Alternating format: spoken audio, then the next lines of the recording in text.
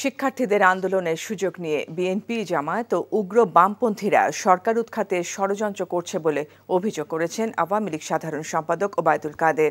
সকালে দলীয় সভাপতির ধানমন্ডি কার্যালয়ে প্রশ্নের জবাবে এই অভিযোগ করেন তিনি। সম্প্রতি দেশ জুড়ে নাশকতার ঘটনায় হত্যার দায় বিএনপি, জামায়াতের জানিয়ে তিনি বলেন, সকল হত্যার বিচার বিভাগীয় তদন্ত হবে। তামজিদ সুমনের রিপোর্ট। এখন জন্ম সনদ দিয়ে খোলো বিকাশ স্টুডেন্ট অ্যাকাউন্ট। নিজের বিকাশ নিজে কর। সমসাময়িক বিষয় নিয়ে আওয়ামী লীগের সভাপতির ধানমন্ডি কার্যালয়ে সংবাদ সম্মেলনে উঠে আসে সম্প্রতি দেশ জুড়ে নাশকতার বিষয়টি। ওবায়দুল কাদের বলেন, নাশকতায় যতগুলো হত্যাকাণ্ড ঘটেছে তার দায় বিএনপি, জামাতকে নিতে হবে। সরকার কোনো হত্যাকে সমর্থন করে না। জানান, সকল হত্যাকাণ্ডের বিচার করা হবে।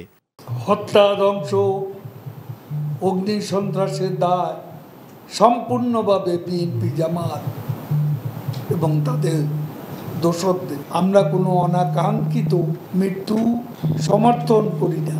প্রধানমন্ত্রী পরিষ্কার জানিয়ে দিয়েছে, প্রতিটি হত্যার বিচার বিভাগীয় তদন্ত হবে।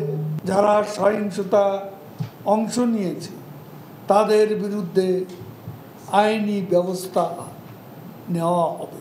তিনি আরও বলেন, শিক্ষার্থীদের আন্দোলনকে পুঁজি করে এখনও যারা কর্মসূচি দিচ্ছে তাদের উদ্দেশ্য অশুভ। সরকারকে উৎখাতের লক্ষ্যে যে কোনো সময় চোরাগোপ্তা হামলা হতে পারে বলে শঙ্কা তার।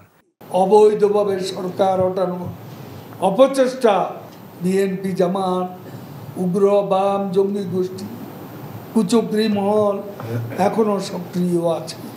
দেশি বিদেশি কুচক্রী মহল, তাদের প্রশিক্ষিত ক্যাডার চোরাগুপ্তা হামলা চালাতে নিজেদের প্রস্তুত করছে বলে আমাদের কাছে খবর আছে। এদিকে বাদ জুমা আওয়ামী লীগের পক্ষ থেকে নিহতদের আত্মার মাগফিরাত কামনা করে দেশের সব মসজিদে দোয়া করা হয়। আর রোববার দেশের সব মন্দির, গির্জা ও প্যাগোডায় প্রার্থনা করা হবে বলে জানানো হয়েছে। Tamjid Suman, NTV news, Dhaka. এখন জন্ম সনদ দিয়ে খোলো বিকাশ স্টুডেন্ট অ্যাকাউন্ট। নিজের বিকাশ নিজে কর।